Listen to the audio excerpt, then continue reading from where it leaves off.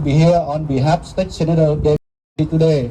So supporting the Vietnamese community right here, right now. The current district attorney, where is he? Why is he not here? Why is he not showing his face to support our community? This is not enough. We need to do more. We need to do better on public safety. We need to fight serious, violent, and repeat offenders here in this county. Thank you.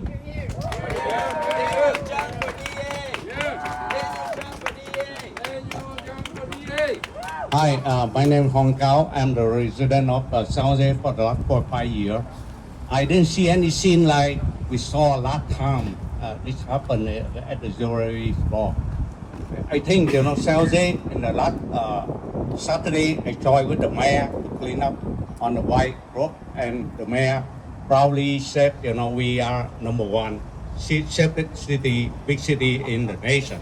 And then I got the news, and I shocked. And I think, San Jose cannot be like the one you can see in San Francisco or Oakland. I have to have this city, and I think the governor have to funding and have the city to be safer. And I appreciate for the effort of the mayor of San Jose to make the city better, the best place to live. Thank you.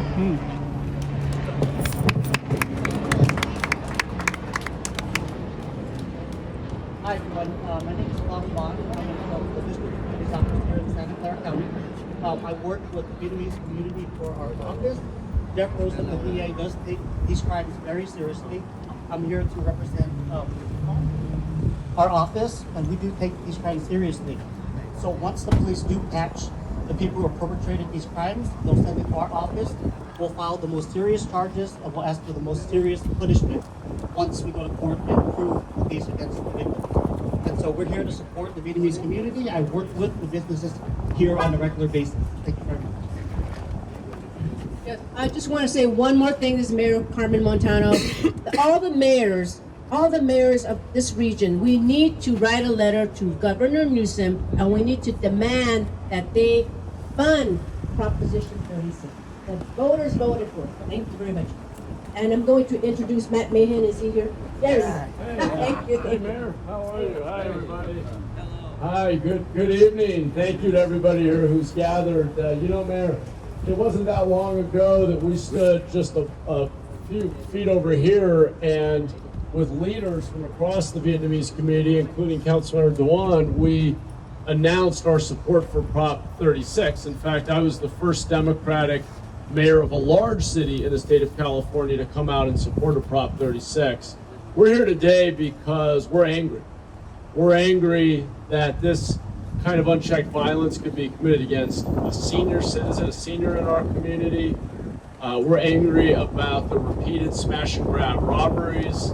We're angry about the fact that there just seems to be a revolving door between our streets, our county hospital, our county jail and state prison system, and that we're not intervening in a real way. It's why there's so much demand to actually implement Prop 36. We need to intervene early. It needs to come with real consequences. We need to help people turn their lives around with treatment, but we also have to make absolutely clear that we will not accept violence and theft in our communities, and that these crimes need to be checked. There have to be real consequences. We need to stop being given false choices between mass incarceration and leaving people out to commit crime over and over again without accountability. The status quo today is unacceptable. This particular act is horrific. When I saw that video, as I said in my social media post, it made my blood boil to see the impunity with which that dear 88-year-old man was shoved to the ground, subsequently suffering a stroke. It's completely unacceptable. We're not going to allow that in our community. I want to thank all the elected officials who are here, the representatives from the DA's office, PD, all the folks who are working together to try to promote public safety. But we do have to send a message to Sacramento that this is unacceptable. We're not going to tolerate it anymore. Let's start by implementing Prop 36, but that's not going to be enough alone. There's a lot more to do to make our communities safe. That's what everybody deserves. And we're going to keep pushing hard until we deliver a safer community for all of our residents, all of our small business owners. So thanks to everybody who's organized this press conference and is keeping up the pressure on Sacramento to support public safety and accountability for our community. Thank you all so much. Thank you. Thank you. Let's give Matt Mahan, Mayor of San Jose, a hand for coming out here this evening, because we appreciate the support. We appreciate when our electeds show up and address the issues that are impacting and devastating our communities. So we want to thank him once again, Matt Mahan, for showing up, Mayor of San Jose. All right, our next speaker. Hi, everybody. My name is Ha Chiu. I'm president of executive board of Vietnamese community of Northern California. It's really hurt when they saw the video, the way they robbed the jewelry store, Kim Hưng. That means they planned long time ago with the SUV and many cars around, like the warning alarm. They took about 2 minutes clean up the jewelry. So I'm Vietnamese representation. I'm very hurt, and all Vietnamese not current, Southern is still hurt too. Everybody complain about that. Please help fund property 36. Yes. And check 36, please. 136. 136. 136. 136. Let Mr. Nguyễn Xuân Nam, editor Cali newspaper and TV talk something. Thank you everyone to come here to support my community. When I heard the news last Saturday, I was shocked. I live here for 40 years. I never think that my community was targeted like this. They target my community. Yes. Where is your responsibility? I think that we got to raise the responsibility for the city, for the county, and for the state. And we need the body support. We need everyone's support. They are locating my community. They are targeting my community. We cannot sit there and let them do whatever they want to do. Thank you, everyone. Very nice. Mr. Nam. All right, our next speaker is the councilman from District 8, and he'll introduce himself. Hey everybody, I am San Jose Councilmember Domingo Candelas. I represent District 8, which happens to be the council district where this brazen act occurred. And as somebody who's born and raised in this part of the district, in this part of San Jose, you know, when I first saw the video, you know, I was sad. I was sad that that my community, my district, had fallen victims to all the videos I've seen, all the things we've seen on social media that are happening in neighboring cities. But you know what? San Jose, and more importantly, our East San Jose community is strong, and we are resilient, and our Vietnamese community is resilient. And I know that the SJPD is working day and night to make sure that we bring those perpetrators to justice. And I'm committed to doing everything in my power to making sure that the community knows that we have their back and that we're here to support you. And this kind of behavior is unacceptable in the city of San Jose. Thank you so much for allowing me to be here. We have your back. Thank you, council member, for coming out. Actually, two here as well, and the mayor, Matt Mahan. Our next speaker is Tuan No, and he is the founder of Asians Unite. Tuan No. When the family sent me this video, very graphic, violent video of crime that is brazenly committed in broad daylight, it was very shocking to see not only our seniors attacked, but the way that they rammed stolen vehicles into a storefront. It could have killed people inside.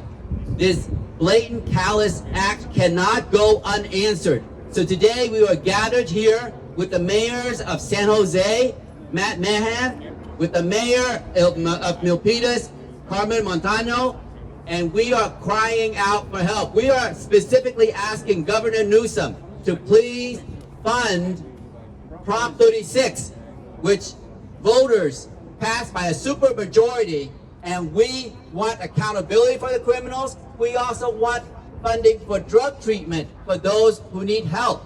So what are we doing when we are not funding public safety? If we're going to talk about public safety, if you run for office and say you care about public safety, yet you don't fund public safety, that is really shameful. The people are here gathered because we want a safe community. We want people before politics. We want to make sure that we have enough officers to cover retail corridors so that we are not repeatedly attacked. This happens way too often. It doesn't have to happen.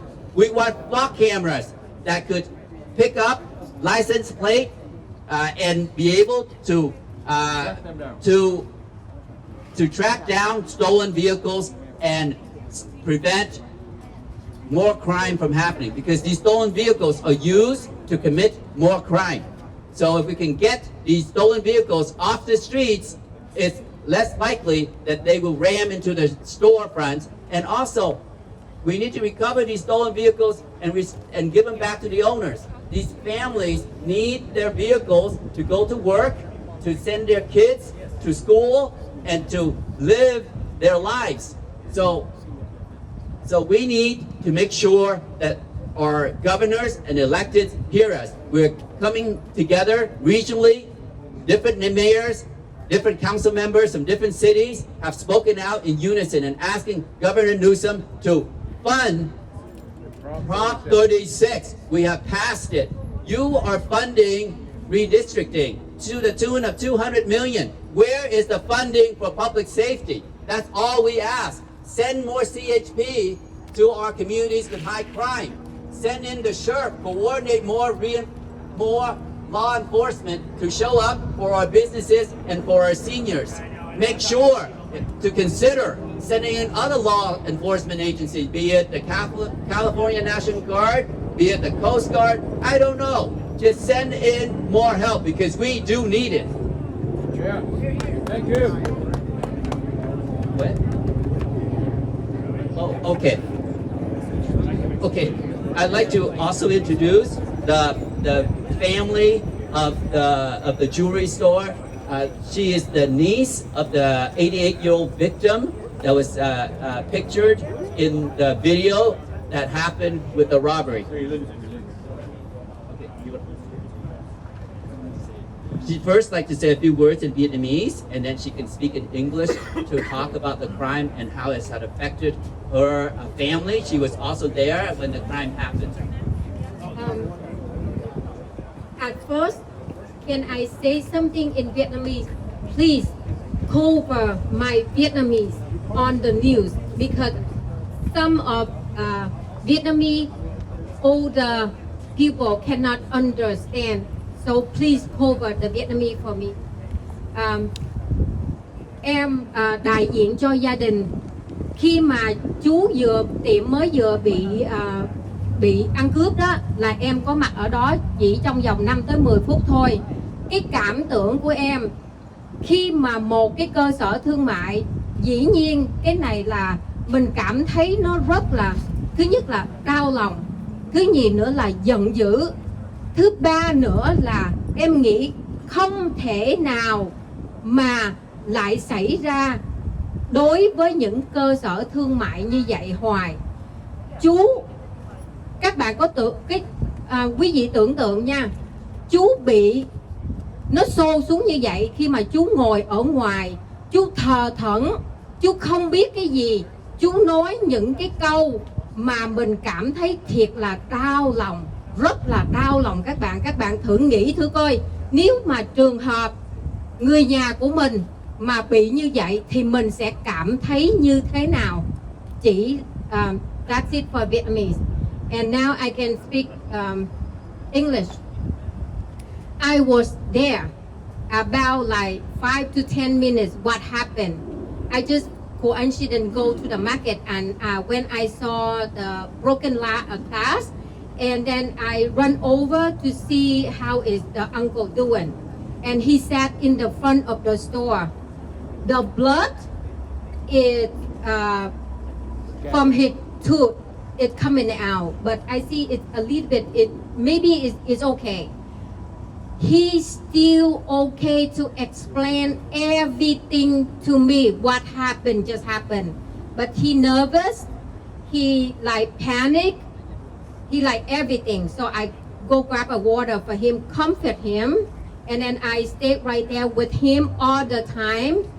And like maybe half an hour to an hour, I don't keep track of the time. He start talking to me repeatedly, only one sentence. He just say, go home, I want to go home, I want to go home, ready to go home. And when he look at me, no, he is not look at me. He already confused. He already have like lost eye contact. And then I say, something must be very wrong with him. He is 88 years old.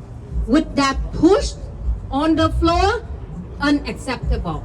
It's unacceptable, that action. And I tell my cousin, he is, something must be very wrong with him. Please call the ambulance. Take him to the hospital right away. So the policemen have to come back and take him to the hospital. When they help him to stand up, to lie down on the bed, he already confused. He only remember his name. He don't know where, he don't know when. That means something it traumatized him already. And they take him to the hospital.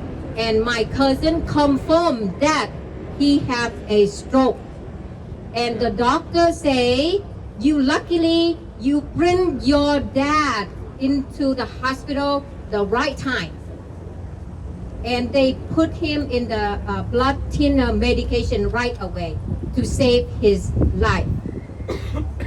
And after 2 days, with all the prayer, with all the wishes, he well. Yes, I'm confirmed that he go home. He went home.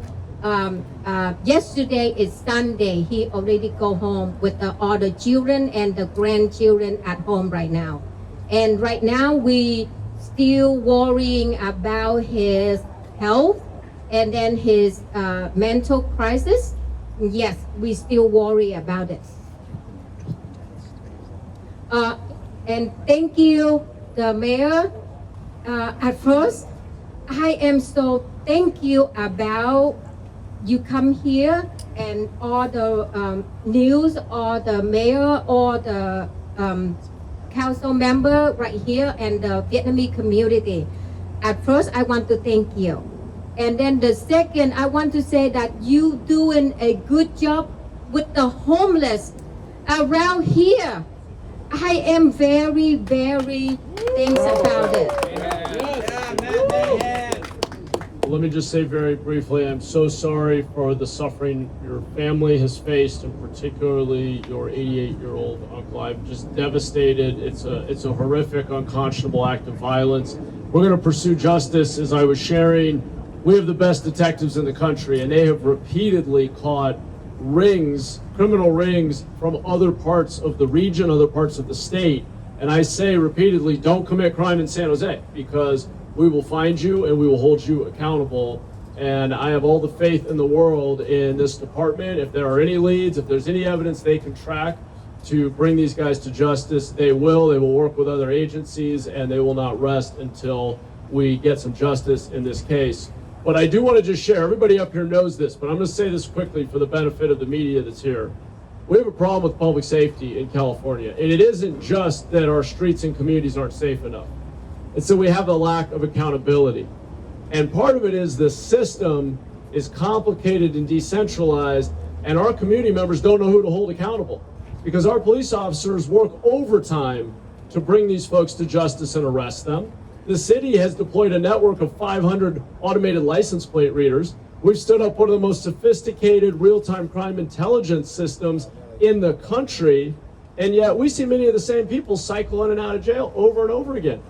We have a state that isn't funding the interventions we need to intervene early and get people treatment.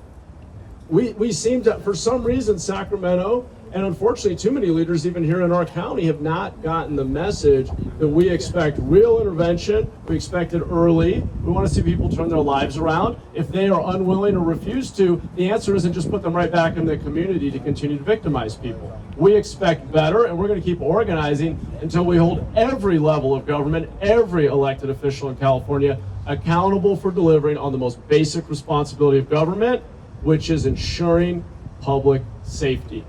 Thank you. Thank you, everybody.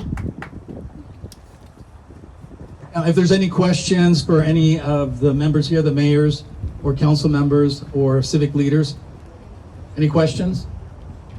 I do. May I have one short question? I am sick and tired of keep hearing this crime only happen in California. These crimes only happen in the democratic state. I am sick and tired of that, and I need the law enforcement to pay more attention to patrol more often in the Vietnamese community where we're doing business. Thank you. Mr. Mayor. Thank you. Yes. The police chief isn't here, or anybody from the police department, but have you talked to them about the priority that this crime? Yeah. So the chief's on his way. We're actually about to do a community town hall. Chief will be here. I got to say, our department is incredibly engaged in the community, works very hard to hire locally, and have a diverse department that represents our community and has deep connections. And he'll be here to answer questions. I will just say, yes, the moment I saw the video, I was furious. I immediately called the chief. He said, we're on it. We're going to focus on this. It's a priority. And as I said, we have the best detectives, the best crime analysts in the country. They have again and again broken up criminal rings that have stymied other cities and counties, have committed crime all over the region, unchecked, sometimes dozens of times. They recently brought to justice a ring that had hit 50 residences across multiple cities. Another group that had hit dozens of small businesses. Unfortunately, it shouldn't take that long. I mean, this is why we need more accountability and intervention for repeat offenders, so that we send a message earlier. But we've got the best department in the country. They are prioritizing this. They're going to do their utmost to bring these individuals to justice. I just looking for Gavin to help you, because Gavin is not strong in crime. I mean, I've spoken to him about it. He needs some help to fund crime.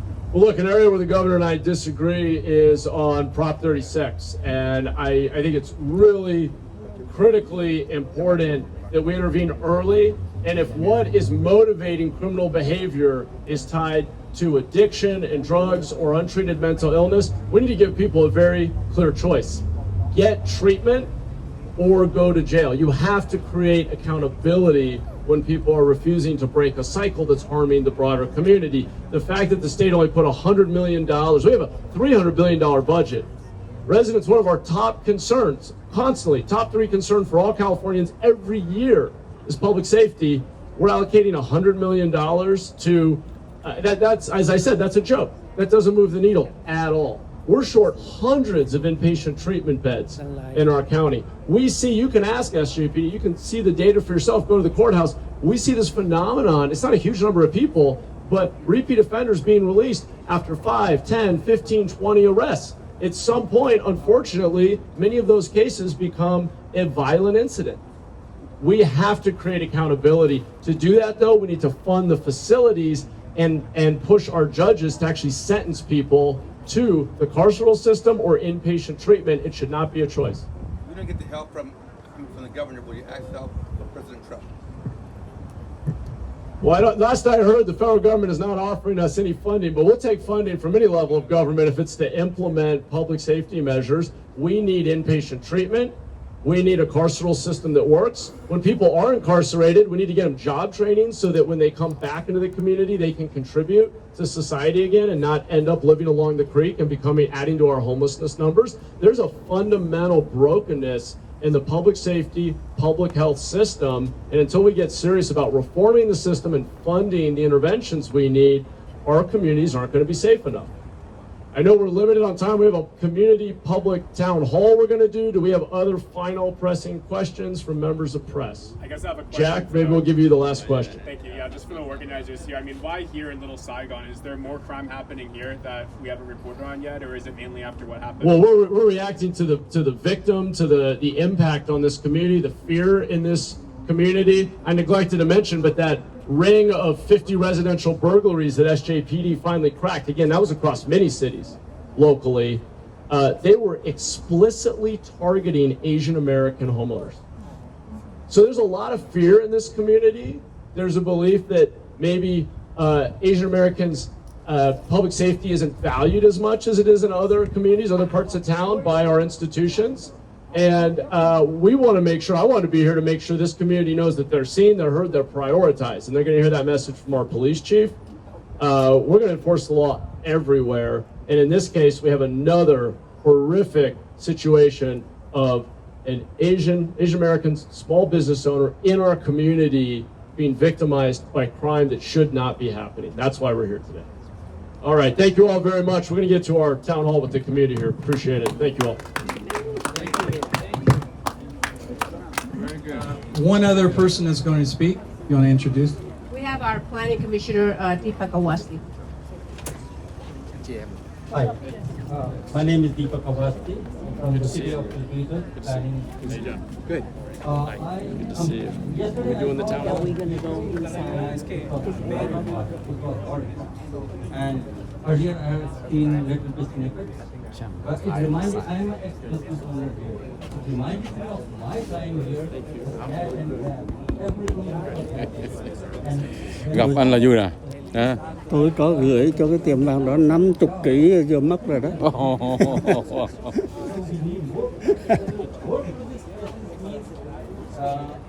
More funding, and as Mayor said, and when a question was asked, the store owners are not, they don't care if you're a Democrat or a Republican, they want safety. Là đúng lúc. You know, when a store is broken, when all the morning in the afternoon, the insurance goes up, there is so much spillage, there is so much breakage, we have to do a lot, and our insurance went up 3 times. It is horrific. It is horrific. So as a business owner, I could understand the pain, and I know where it is getting to. So we need help everywhere in every city. The governor must do something, do the funding. Thank you. All right, I want to thank everyone for joining us here today.